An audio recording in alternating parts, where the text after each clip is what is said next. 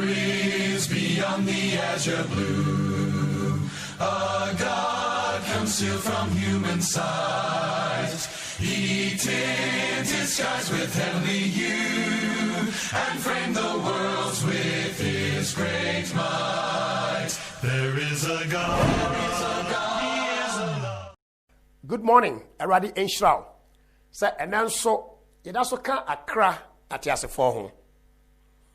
Anopai memfasa enkaiboy entwam ansa na makomanim. Say wo secondary takrade area ha. Na say we teacher ni a obetumi atrade e vocational school a ye pe catering teacher for ana ye pe fashion a teacher for which omo a ekere adepam ane omo a ekere aduane no a enti sa usu sa obetumi ayesa me pa ochaw sa iwie adwumade ya obetumi afre phone number no na ye ne wo adi eho enkomo enti me sraw obetumi akacha wadamfo bi nso because ye pesa a teacher for no bi na ye ne wo mo ayadwuma e wo takrade esese eye obi a wote secondary takrade enya sa ofre ekiri kra enti Eradi Enshraw sa watie sa asemiye ena no pay ede na medenam de medenam ebre oman Ghana ene se moma yemie ye ne ani eyie na se de akwakoye no aye bibi te se enkrofo bebre kasa etia Kristosom na yene a ye a Kristofo no esase ye sori waka ema nipa ebete ase ehunu se there is nothing wrong with Christianity. Nia eyam from so aba nkrofo eka no eye ebra ye nipa ye make attempt say ebe practice Christianity na yam practice ni ye. The American say satro kronkron no eka say ma ye mo adwaman nesa megina ho mi kobo adwaman a enye Kristosom na enye eye me ana de Kristosom kan aye no mantumi amfa anya adwuma and therefore so be at the sobo no kobo Kristosom say ana mimisin to ene memra yonti no Kristosom enye papa na entesa enti ne me bai sa me be kasa atwe oman Ghana adwen agina so say Yewra Yesu Kristo say menne ekwan no kura no ane enkwa no na obi anko agya no nkyɛn agye sɛ ɔnam me so Kristosom ane wɔ som a adansedie bebree agye atum sɛ ɛyɛ authentic ɛwɔ ewiase na medɔfo a wotie me programs a ene nipa bebre eka edifa Kristosom ho no fort no mfiri onyankopon ana fort no emfiri Bible fort no efiri ye nipa a de onyame aka sa yenye no enye no ene ye na ye dan ye ni na ye enema afoforo wo se wo medwumade yi so no ebri bebre emu ana matwe adwen agina so se Kristosom a ewo Bible mu no anya no ana asori bebre a ewo wiase no practice enti ye pachaw say let us go back to the Bible na yanhwe de atro kronkron no aka na yentumi eni akire ma me fa Bible agina so ba se miensa bi enhya wase ene na yatoa ye nkomo iso ni edi kan 2 Corinthians chapter 4 verse 3 and 4. Hon kronkron na Paul so say, but even if our gospel is veiled, it is veiled to those who are perishing. Verse 4. Whose minds the God of this age has blinded, who do not believe, lest the light of the gospel of the glory of Christ, who is the image of God, should shine on them. Tenteni nyina ni tietia wo mu ne se. O se ya sanka a ye kan no preaching no a ye preaching no. Se eswa kata, ase ne se so obi se won te ase a. Na eswa kata e dia ma enkrofo a Bible say ewiase nyame me do for wutie me. Enti wiase a yetimi no ye woni nyame, the God of this age. Obonsam ho sam e no woka no. No wase sa obonsam no wafira enipa bebre ani. Amma ye ne Awurade Yesu Kristo emu asam a ede nkwagye bra nipa no. Enipa entume nte sa asem no ase. Medafo pa a wutie me. Tro no se obonsam abeye wiase nyame. Na nka ba ne san Ghana ye sorry a ye town to ye ho se ye Christian nation. Ena edien ena ye hunu. Honam fam eniema. Aye na Awurade Yesu Kristo e ka kira yen Mark chapter 8 verse 36 and 37 no. Awurade say na se onipa nya wiase niema nyina na se ohwere ne kra.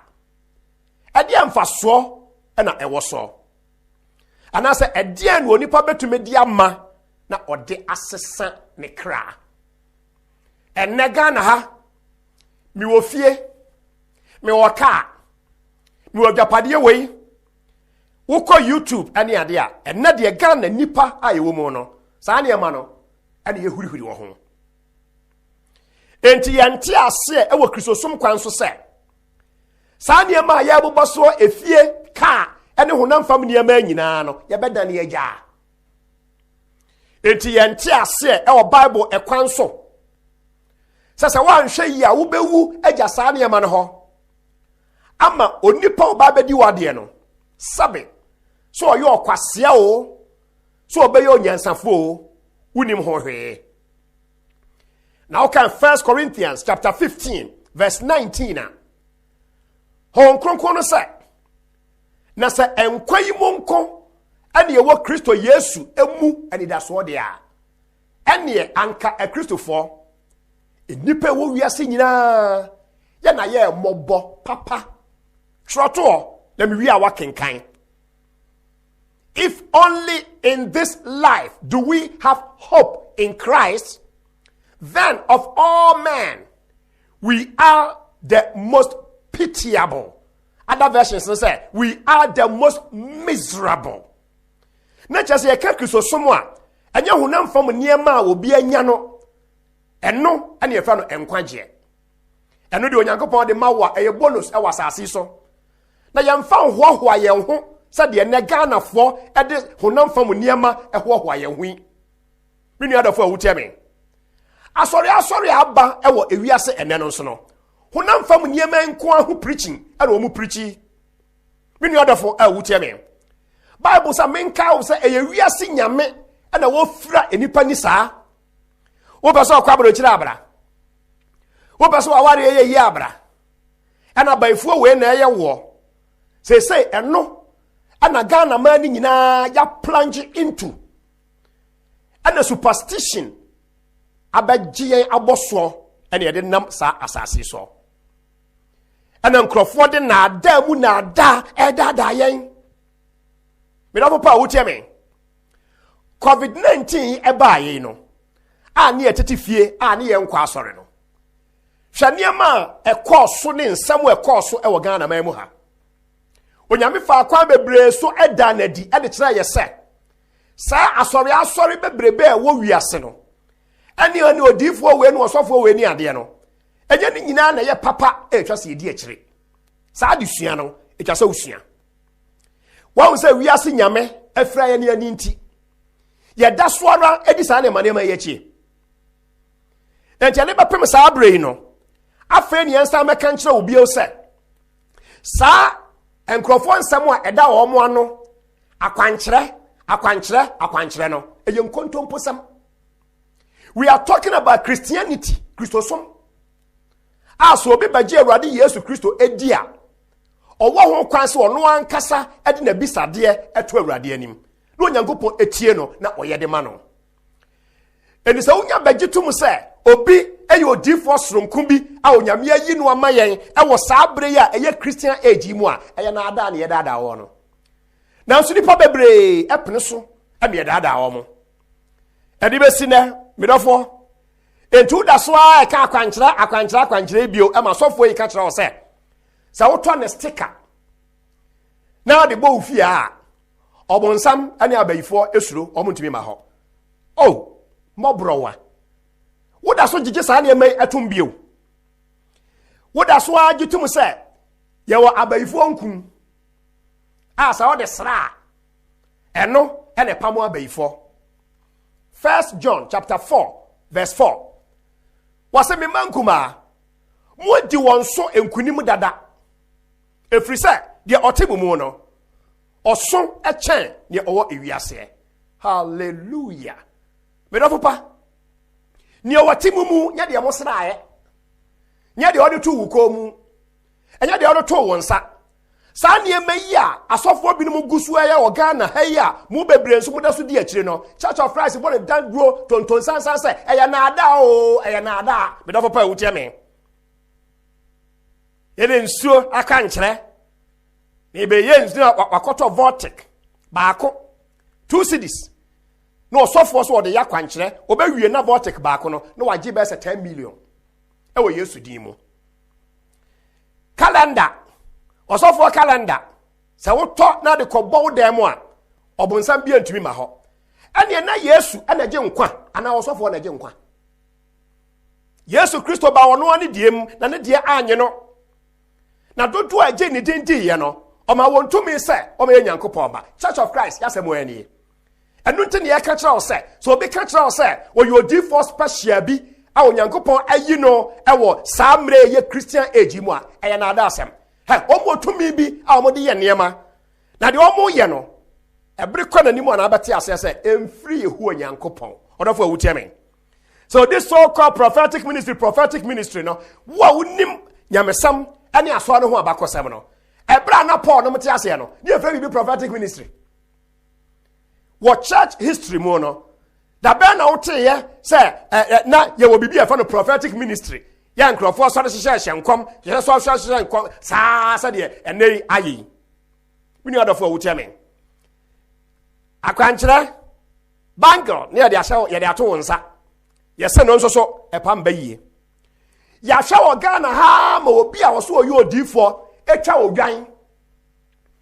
odwan mogyaa na obi a wɔso ɔyɛ sɔfo na wɔkɔtwa odwan adi mogya na wɔkura shinap na wɔgu nsa obi nso twa nantwie medɔfo pa wotie me ewiase nyame afrɛ nipa ne o ama enipa ehunu Onyankopɔn ɛkwan no na sɛ ɔmo ɛka sɛ yɛhyɛ nkɔm ɛna wɔkyena weebewu na weekowu anasa sɛm weesɛ na obi bɛka na sɛ bɛmpa na wɔmo a enim Nyankopɔn no wɔmo a enim twerɛ kronkron no na adaada wɔmo hwɛ Matthew chapter 24 verse 24 and 25 tie owura Yesu no ayedi na chie no de ɔka saa ne ho na odifo na ne ho nwanwa ɛna ne huhu onipa bɛ ne twasa ne ho yɛ nwanwa ɛwɔ Awurade fie apart from Yesu Kristo no Matthew 24 and 25 yewura Yesu Kristo kokɔbɔ enio for false Christ and false prophets will rise and show great signs and wonders to deceive, if possible, even the elect. See, I have told you beforehand. Already Yesu Kristo said, Ebra no bɛkɔ na wie ya, enima yɛbɛhu no, ɛna mote Ghana ha yɛhu yi o. Ebi bɛ sɔre agyina hɔ ne mu a deɛ ɔyɛ na ɔyɛ te sɛ ɔno ani Kristo no. Deɛ Bible aka no, na nipa change no. Sɛ mɛnye deɛ Bible aka no ni, na mmom gye ɔno na sɛm a wɔka no, gye no di. And false prophets na akwa kan say false there na your papa me question me bisa Ghana for no say prophet papa be na aka e o Bible kwan so enye wadwene mu Bible kwan so enye claims Bible kwan so enye speculations and what's na me no ka Bible kwan so why no di for a wote Ghana ha me da papa a wutie me and yama kwan masana da wo yada da yesa. The Bible say, sa false prophets no, one betumi aya awonwade ne nsankyerene, na bom onwonwade ne nsankyerene no, won de dada. Even mo amani abresam basum Yankopon yi no, wan hwe yi a enkrofo we be dada. Asama Bible akani o. Yesu kawie ndo de to aso ne say monhwe o, maka kire mo dada. Medafo pa. Se akaso obi ye odifo e o Bible e kwan so a. Isaiah nom na ye difo. Jeremiah nom na ye difo. Elijah nom na ye difo. Enye nokre se de na ompeso omka kire say enem dem so Yankopon yi difo. Question is say e de enkom hye na ya omo hye. Omo se de en. E de enkom hye ana omo hye. Enkom hye for Bible ni mo no. Oba theology mo a. Ye fra ebinum major prophets. And ye fra ebinum minor prophets. Now unim de enti ye fra ebinum sa. The only reason tia ye fra ebinum major prophets no and minor prophets no. Eye enwoma no a omo atwero e wo Bible mu no. Sade ni mudro ene kase esitie. Let me repeat it. It will be Ghana ka so o major prophet ya. Sa kasa no sabe unti de wo kana say. Major prophet, what you say? Major prophet is Isaiah no. Which Isaiah nguma no 66 chapters. Enti very very voluminous we say. Anam nesa enti no and yes a major prophet. That is the only reason. As opposed to so about the book of Nahum emu. Ubako Micah emu. Ubako Jonah nguma ni mu. San krofa mi bu omudin any prophet papa no. One more in the Bible, I can't tell you, say, false prophets, beba. Na Sunday, I can't tell you, say, Onyankopon pretty Christianity. I won't hear so called prophet to be, and what become a bravo moon somewhat, and son of one quite year edimua. What's I want to say? What in Bible about Semino? In between the book of Malachi and the book of Matthew, no. In theology, you say 444. For fortification 444 years and sana Jesus Christ ebeba no and you close to the book of Malachi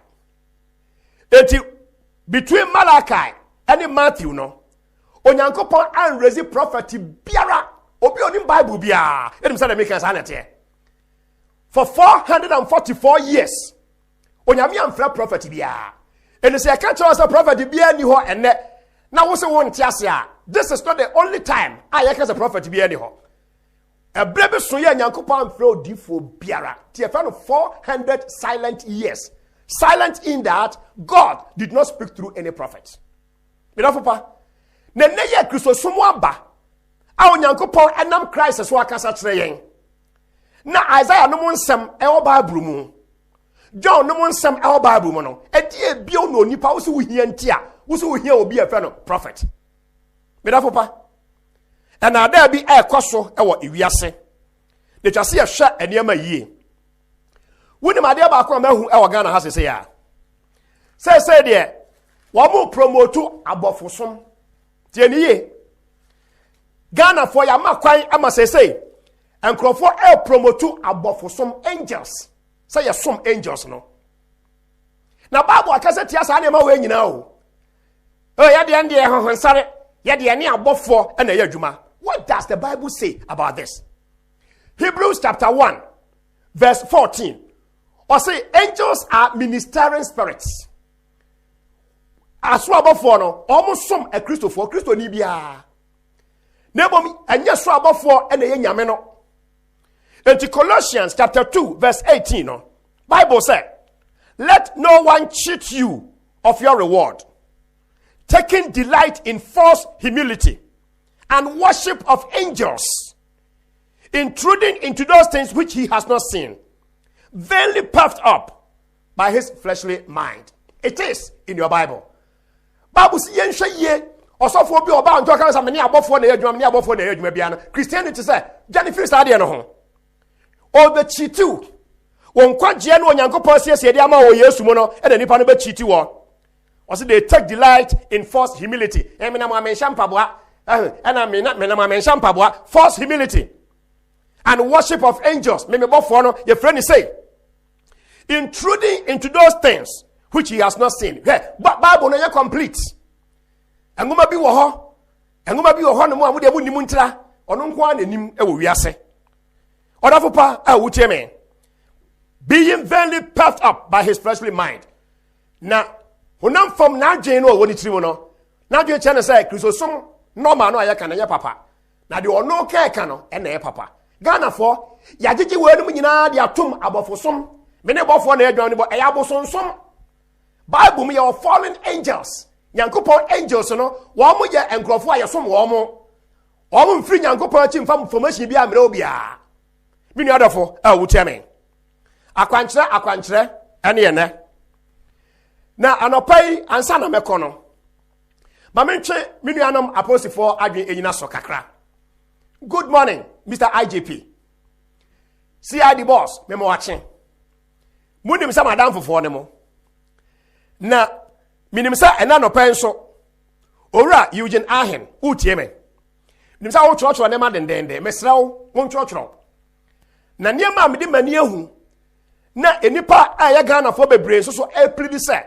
Mimfa nto aban ani aposifo anim. Ni ani hu dwuma no, emu binie. Odafo pa. Question no ye bisa ne bio no se. Na nsan ebra asofo binum pie be ka kire ye se. Asofo binum kunkum enipa. Emma oba oyo opemfo mpo ye pa na yem yi ni ba ne ade no. Ghana fo se ye nte ho asam akosi san. Si ade fo. Aya sem bisa o. Ana ye enkaye a metwe mo adwen e de agina so. Me da papa. En samwa kakraka nso a enei asofo binom adifo ekenka wo mayi mu. Eno nso so apostifo me pa mo chaw. Si ya adifo mo ye ne den. MPP aban security ho asam ne ye kan o.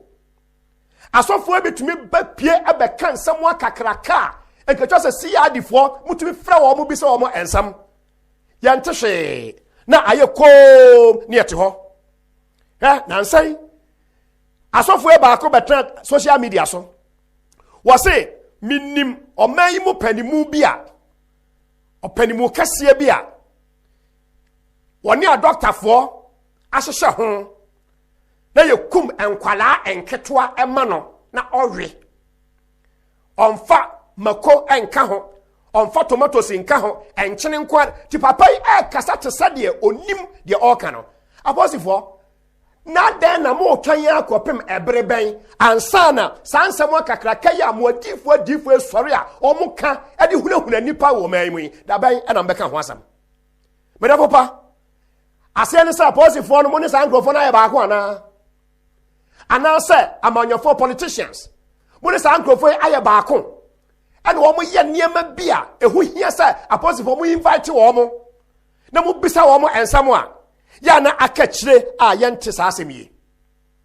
odafo pa ana no ensawom enchen ho ye be ka kire ye se okomfo biti ho no mo a waso wo yesikaduro ama ye kohwe de da achi no sabe wakunkum nipa bebre ye hwe e wo television so yenya radio presenter TV personality a obegina o ka kire ye se wanya list our politicians bebre di wom se wom nyina akosa nipa no ho ento obeda list na di list no wa hefa conspiracy of the elites to a man wa yatibu no a yadu onyankopon din edi agoro no omai moma yenhwe ne yie awudie ane akunkum ane mogahwe guo ebinom se ekoso ewo omanimu a omo anitia ada ne enfrasa ankofo ne emisa omo afede se said yakwa wie nie. When we talk about security of the nation, sa prophet for ya enne we sorry a abana ye beto no MPP na na Akufo-Addo ene be wi ni ade a che a onyame kro no a no oku odifo foforo ho John Dramani Mahama ene NDC ene be wi ni apostle for we dey asembisa o. Does this not border on the security of the nation? Sadye omei aye polarized akwadro na amanfo aye so partisan e wo mai mu no. Se obi be ka se we na be wini na we ewini a monya sure say to me cause problems e wo man ni mu ana aden na yama kwan ama sankrofo yi egusuara ana woda da nipa e wo wiase na se obi be hyankom enne se abana ye beto no nyankopɔ yi akyerɛ me se ɛna me kɔ honhom wiase no e obenkum ana se onifa me kɔ ye no se na nyankopɔ yi kyerɛ me Ghana abato we yankom hye so hyankom se na Akufo-Addo ebedi nkunim e wa abato mu a statistics any history sa na kyerɛ se Ghana ha se ye president ya na Ghana fo ehu president mo bo se ya ma no second term na onsan enye na dwuma bio enti obi kya nkwam se na Akufo-Addo be wi ni a on sha dan hyankom bi asa de ye news pa ne se President Mahama e be san ya ba se President Akufo-Addo e wi ni abayi a enye news se President Mahama e ba be wi ni aba yi a ena ye news enti sa prophecy no amoye no munyai nyame nyihwe ankyerɛ mo mu read terrain no na nansan kwa de animguasie mu sa o kenkan enkrata no bia so called adifo ebi ntumi ka kyerɛ political party bi sɛ mu amehumi nti mu be lose. Are you God? Mu amfa sika we ya amra minti mu be lose. Odafo pa a wutie me eniema bebre na ekoso e wo ye mayi mu a entwaye e wo kristosom ekwanso enti me bo aban kokko se nyankopon no a MPP aba mu bo ni din ade ba wo mayi mu se mu de mu ye nyamsomfo no kristosom no enkrofo de anim etwitwiri fam ade magic enuro ade ye niema e wo Awurade Yesu Kristo din mu a eniema wo ye no so a border on the security of this nation. We have to be very, very careful. Na no permit me buy ebe ka kire wo a wutie me ne se hweye na hwehwe nyamesompa akira kwan esan se nyamesompa e wo Bible mu no ena ada bebre aba ame adi nsuo afram abasa wan hwe ne yie pa wo hu ne yie onyankopɔn ba no wo se enye obiara wo se me se Awurade no ena bɛkɔ ɔsoro ahemani mu na de oye agya owo soro no apɛde no ɛda no nipa pii bɛba bɛka sɛ Awurade yɛmfa wo din hyenkom yɛmfa wo din nya ahoɔden ne bebrana na yɛsɛ mɛpɛ mu ne maka kyerɛ wɔn sɛ momfiri me so nkɔ mennim mo a moyɛ deɛ ɛntene ɛnɛ de onyankopɔn MPP bɛwi ni NDC bɛwi ni ɛna nyankopɔn ɔte soro hɔ na adwuma sɛ ɔyɛ no ɔdɔfo pa momiɛnhwɛ aniɛma yie na nokora som no ɛwɔ twerɛ ni mu wonya da agya Kwasra Church of Christ biara ɛbɛwɔ mobɛhu nokora no o na nokora no ɛbɛma mo ayɛ adehye ɛnɛ aha ɛna mede wo esi the Churches of Christ salute you and good morning. God richly bless you. Bye bye. And we survive from the start.